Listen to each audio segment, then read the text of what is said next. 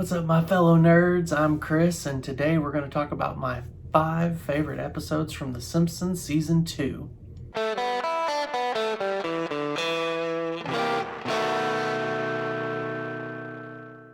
Alright, before we get started, if you like this video, please give it a thumbs up.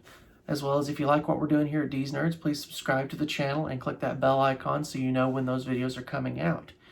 So, of course, this is the second video I'm doing on The Simpsons. The first one I did was on my 5 favorite episodes of Season 1, so we'll put a card up there to show you there. So I'm currently in the middle of watching Season 3, so very happy to look at this season and do my top 5 for Season 2. So, of course, this is going to be a multi-season project where I'm going to go through each of the Simpsons seasons and rank my 5 favorite episodes for each season. So here we go. I do really want to give a couple of shout outs to some episodes that didn't quite make the cut of the top 5 just by a hair. Really want to start with Oh Brother, Where Art Thou, where Homer meets his half-brother played by Danny DeVito. Great episode. Also, Bart Gets an F, where Bart is in danger of flunking out and having to repeat the 4th grade. And then, of course, Homer versus Lisa versus the 8th Commandment, where Homer, gets illegal cable, which leads Lisa to kind of have a moral crisis and really kind of go on a crusade almost to save her dad's soul. So, like I said, those videos came very, very close to making the cut. Just didn't quite make it, but, hey, we got 5 really good ones to talk about here, so let's get started. My number 5 favorite episode from The Simpsons Season 2 is One Fish, Two Fish, Blowfish, and Bluefish. I kind of had to look at my notes on that because that title's really long. Didn't want to mess it up. But essentially, the Simpsons go to a sushi bar, much to Homer's chagrin, but he actually ends up loving it and has everything on the menu, including blowfish. Problem is, it was prepared by a novice, and they pretty much think that they poisoned him and he has 24 hours to live. So Homer and Marge try to create this list of everything he wants to do on his last day, and it goes horribly wrong, of course. But it ends up that Homer wasn't poisoned, he's okay, and he promises to live his life to the fullest, which in the end credits is him sitting on a couch, eating chips or pork rinds or something like that, and watching TV. That's Homer's way of living life to the fullest. So I really love this episode. It does an amazing job, and along with the whole show, when they do really good episodes like this, of finding an emotional center to that episode and really building the whole thing out from that. And really the emotional core to it is the question, what would you do on your last day if you knew it was going to be your last day? And they really show the heartstrings being tugged with Homer and Marge as they kind of try to prepare that list.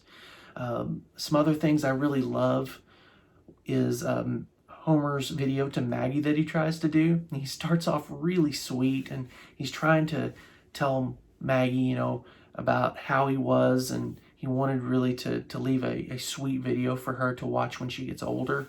But of course, the phone rings, and he answers it. He's scratching his butt in the camera view, and he's yelling at Bart to come down here and talk to Milhouse, and just kind of being kind of angry, as Homer is often that way. And it just ends up not going right for him. I also really liked how Homer's list is just ruined. I mean, he starts off with this, really nice list of, spending all this time with each of his family members and, getting to do a lot of this other stuff that he wants to do. And Marge really wants to see the sunrise with him in the morning, so he makes a note there and they go to sleep. Well, of course, the alarm goes off early in the morning, and he turns it off quickly and goes right back to sleep and sleeps until almost noon. And Marge lets him sleep until almost noon. And I really love the interplay in that moment when, Homer's clearly panicking.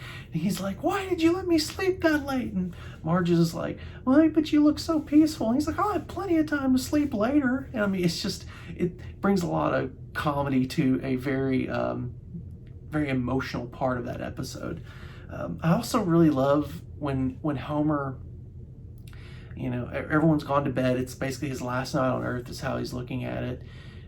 He's gone around and he said, goodbye to all of his family members. He goes down to the living room and he finds the Bible on tape as read by Larry King.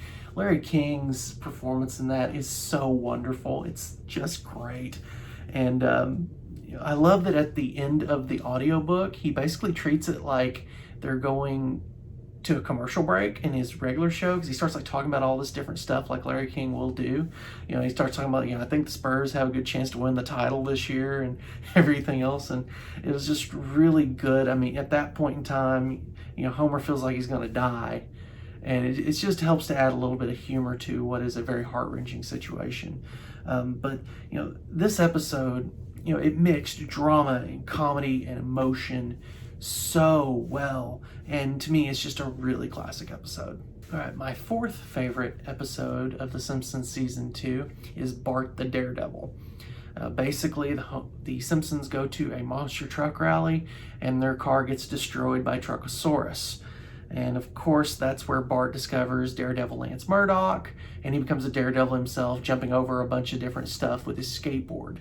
He decides he's going to jump over Springfield Gorge, and his dad is just not having it. I mean, he's doing everything in his power to make sure that Bart doesn't do it, but Bart doesn't listen. He goes to the gorge. He actually starts to attempt the jump. Homer comes out of nowhere, stops him, and to kind of get him to not do it, he acts like he's going to jump the skateboard over the gorge to prove to Bart, how much it hurts to watch a family member put themselves in danger like he is.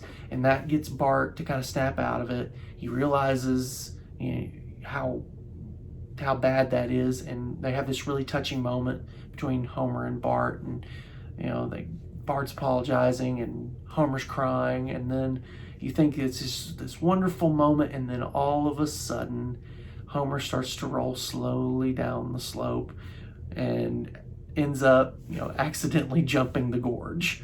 And of course he almost makes it, but he doesn't. He ends up going crashing down into the gorge, hitting all these rocks on the cliff as he's going down. And it's one of the better moments in there. I really love that scene. I think it's one of the iconic scenes in Simpsons history. Like I said, just the way it starts with this touching moment between Bart and Homer, and you think like, oh, it's this Leave It to Beaver kind of ending, and then you slowly watch him roll down and he can't stop and he's freaking out, and it's just this moment of pure terror when he actually jumps. And then it goes from terror to like elation and joy, because he's up there and he's up there really high, and he feels like he's up there high enough to do it. And he's like, I'm gonna make it. I'm king of the world. And then of course he starts to realize he doesn't have enough and he's gonna be just short. And then it's back to full terror and then complete and utter brutal pain as he's like hitting the rocks as he's going down. And that's pretty brutal for animation too. I mean, as they just kind of, he keeps hitting these jagged rocks, just ow, ow, ow, ow, and ends up at the bottom of the gorge. And then you think you're done, like, okay, yeah, that was really funny. But then they get him in the ambulance, and the ambulance ends up going like 10 feet before it just crashes horribly into a tree. The doors fly open to the back of the ambulance. Homer goes rolling out and falls back down the gorge again. And what I love is that they later kind of paid homage to that scene in the Simpsons movie by whenever they went back to Springfield Gorge for towards the end of the movie, they showed the ambulance still crashed into the tree. So it's one of the more iconic moments in Simpsons history as far as I'm concerned. And it's really, really funny. Another thing that I really loved about this episode was Lance Murdoch. I thought, he had some great moments in this, particularly at the monster truck rally when he's jumping the pool full of like all sorts of stuff, sharks, and a lion is in there, of course. Why not put a lion in there? That's a great moment there as well. But also when Lisa takes Bart to the hospital to meet him to try to dissuade him from, being a daredevil. And you think that like Lance Murdoch, he's in a full body cast. you think he's gonna like, look, this is really dangerous. No, he doesn't do into any of that. He just goes into how amazing it is and all the positives. And of course, to Lisa's dismay, it doesn't dissuade Bart. It just makes him want to do it more. And then also, I just gotta comment on the fact that for once, Homer is actually the voice of reason. That's a rare thing to happen. Normally, he's an idiot. He has to be shown that he's an idiot, and then he tries to make up for it. Here, he's basically a sane parent. He's a competent parent for once. And, he figures out Bart's doing this stuff, and he really tries to get him to stop. But Bart won't stop. And, even tries to show him how much he's putting his family through, by showing like he's going to act like he's going to jump the gorge. And, he actually had a really good parenting moment there. So I really have to give it up. It's nice to see Homer in the competent parent role for a change. But, the great thing is I consider this one of the better episodes of the whole series, and it's only 4 on the list. So, what else do we have going? So my number 3 pick for The Simpsons Season 2 is Lisa's Substitute. Mrs. Hoover needs a substitute for her class, and in walks Mr. Bergstrom, played by Dustin Hoffman, of course. Lisa ends up becoming completely smitten with him because, he's charismatic, he's charming, he's sensitive, he's smart. He's a good person, basically. And he wants to, teach kids, and he's in it for all the right reasons. And basically, he has all the attributes that Homer does not. He's like the anti-Homer. And Lisa ends up getting particularly embarrassed by Homer when they go to the museum with Mr. Bergstrom. And she also becomes completely heartbroken when Mr. Bergstrom leaves because Miss Hoover comes back. She ends up finding him at the train station, and where they have the very sweet moment where he gives her the note that says, "You are Lisa Simpson," for whenever she feels alone or, can't really figure out her place in the world. So, very sweet moment there. And later on, of course, she gets really, really upset with Homer and ends up calling him a baboon. Homer ends up making up with her, by basically explaining to her that, he doesn't really know how she feels because he's never really lost anyone, and everyone he loves is under that roof. And then he ends up acting like a monkey, and they get over it. Also, the B story on this is Martin and Bart having an election for class president, which of course ends with Martin winning because Bart doesn't figure out that, hey, I need to get people to vote during recess. So, looking at this episode, it's classic Homer. Homer's an idiot. You're going to hear me say this a lot throughout this series because it's a common trope. Homer's an idiot. He gets shown that he's an idiot, and because he's still a good-hearted person who's an idiot, he does try to do the right thing. And a lot of times he succeeds in doing that. And, it's a classic case here. When Lisa calls him a baboon, he runs the gamut of all sorts of emotions right there. He gets really angry at the fact that she called him a baboon. And then Marge calls him out and basically says, "You're an idiot, and you need to go up there and talk to your daughter because she needs her daddy." And of course he does that once he realizes that. He goes in there and he has a really sweet moment with her. And like I said, he goes in there and he can't quite find the words, but then he comes around and he's like, "I don't know how you feel because I've never lost anyone important to me before." And they end up having this really sweet moment. And it really, like a lot of those great moments with Homer and Lisa, because it always seems like Homer and Lisa especially butt heads more than others. Homer doesn't understand, but it doesn't mean that he doesn't care. And he really shows that in that moment. I also have to talk about Dustin Hoffman. I mean, one of the great actors of all time. He plays Mr. Bergstrom in this. I mean, he does so well at showing the compassion, the sensitivity, the intelligence that Mr. Bergstrom has. And plus, we have a great parody of the Graduate with Edna Krabappel. and that's also really funny in that as well. And also, looking at the election between Bart and Martin, Bart really runs a campaign on all style and no substance, and he actually is winning that election, really, because he has Martin completely flummoxed. He has Mrs. Krabappel completely flummoxed. He has the other kids in his class completely on his side. But of course, he doesn't quite make it over the finish line because he doesn't put two and two together that, maybe during the election, which is being held during recess, maybe people should go vote. So he ends up losing 2-0 to Martin, which, even Bart didn't go and vote during the election. So, it just goes to show with Bart. He never seems to get it quite right, does he? But, looking at this episode as a whole, it's like a lot of Lisa-based episodes. It has a huge emotional center to it. And that's, again, I think those are my favorite episodes when it comes to this show, and this one definitely stands out in that regard. My number 2 episode for The Simpsons Season 2 is The Way We Was. Basically it's the story of how Homer and Marge met. Of course, he's a loser in high school, and she's on the debate team. She's a great student.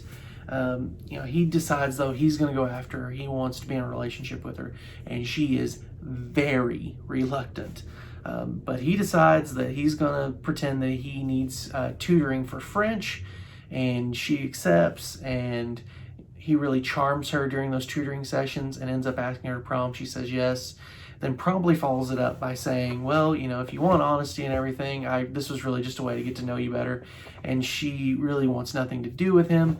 But of course, being Homer, he just only looks at the fact that she said yes to prom. Meanwhile, Marge is asked out to prom by Artie Ziff, played by John Lovitz, and she accepts, which leads to a very awkward situation at Marge's house on prom night when both Artie and Homer show up, and Homer ends up, going to prom alone, and Marge and Artie actually end up having a good time at prom, but then after prom in the car, he gets very handsy with her and ends up actually tearing her dress, and she just demands, take me home. And then once she gets home, she realizes, Homer is really sweet, and goes back and gets him, and they end up together. It's a really, really sweet episode, and it's got a lot of funny moments as well. First of all, we got to talk about John Lovitz as Artie Ziff. The dude steals the show. He is so funny in this, like he is any other thing it seems like I see him in, and especially on this show whenever he provides his voice to this show.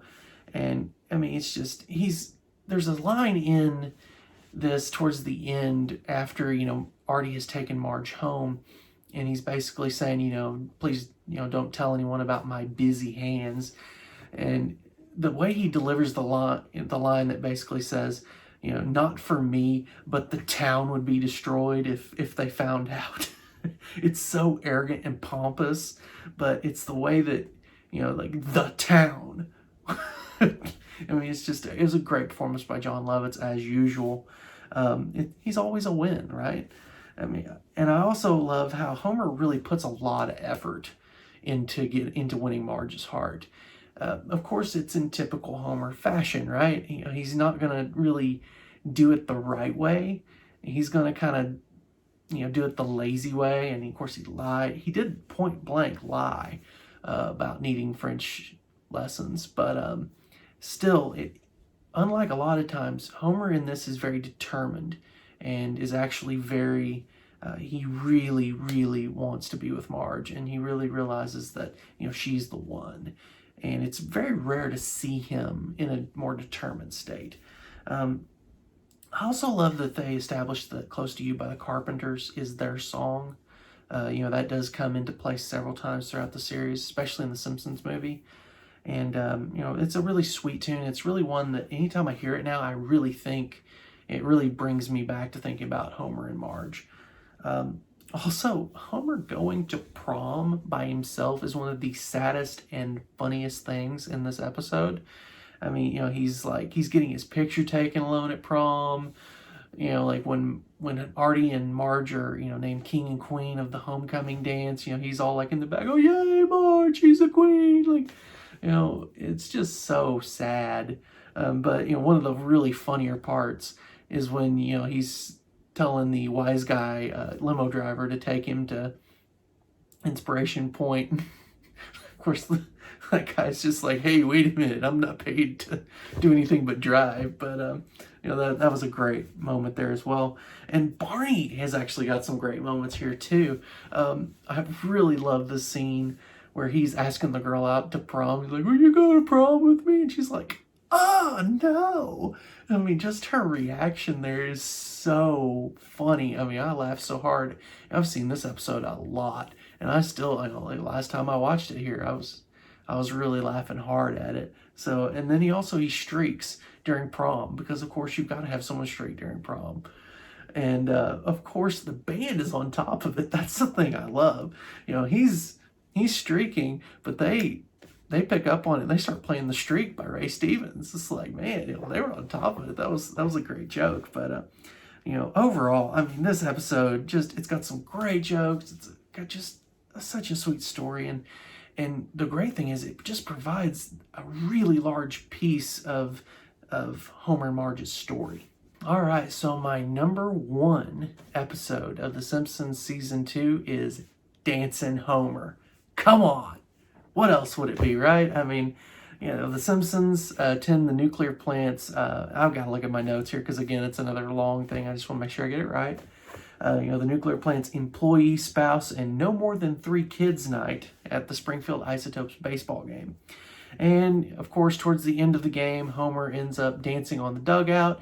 The team wins, breaking a really long losing streak, and he essentially becomes the Isotopes' good luck charm and mascot, Dancing Homer. And he does so well with it that he gets called up to the big leagues in Capital City.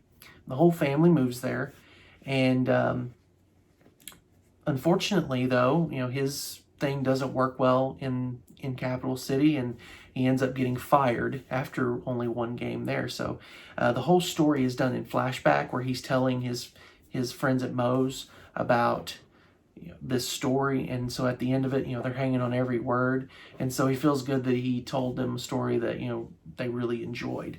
So you know, this episode has so much going for it. First of all, Burns in this is really, really great. He ends up drinking beers with Homer all night long, which, you know, puts Burns in a completely different light. And he's also, you know, trash talking, saying things, you know, like the pictures off his rocker, kissing Betty Crocker, and you know, just has a great night with Homer until Homer starts dancing on the dugout, and then afterwards Burns, you know, thinks the whole evening was ruined by that vulgarity, which, you know, of course is classic Burns, right? I also really love Bleeding Gums Murphy's national anthem performance in this. It's a perfect parody of those really long, almost overindulgent, you know, drawn out versions of the national anthem that a lot of singers like to do. And, you know, it's like literally every syllable that you can think about is just drawn out in some way. And I think that it's supposed to go on like 30 minutes or something like that. And, you know, by the end of it, like the whole crowd is like spent and like just plops down in their seats, except for Lisa, who's just transfixed the whole time. Of course she would be, right? You know, Bleeding Gums Murphy is one of her great mentors. Also, you know, Tony Bennett is in this as well, and he sings the Capital City song in this. And it's, of course, it's a parody of New York, New York. And, you know, the fact that you get someone like him to do this is actually really amazing. And it's also a great song, too. It's really catchy. And another thing that I also appreciated on a deeper level was in this one, Homer is actually in the role of being good at something for once. That doesn't happen that often. He's normally the idiot. Basically, that's the classic, you know, position for him to be in. But, you know, in this, when he's with the Isotopes, he's having a really good time. He's good at getting the crowd going and cheering and dancing, and you know, it's just really cool. And even though he flames out and fails, basically, you know, his friends really enjoy the story, and it gives him some joy to realize that, he did go on a really good journey. So, I mean, all this stuff adds up to, I mean, this is my absolute favorite episode of The Simpsons Season 2. All right, so those are my 5 favorite episodes of The Simpsons Season 2. What did you guys think? Do you disagree with me vehemently, or did you agree with me? Please let me know in the comments. We'd really appreciate that. Also, if you like the video, please give it a thumbs up. And if you like what we're doing here at Dees Nerds, please subscribe to the channel and click that bell icon so you know when those videos are coming out. And don't forget, we're also on Facebook and Instagram, so follow us there as well.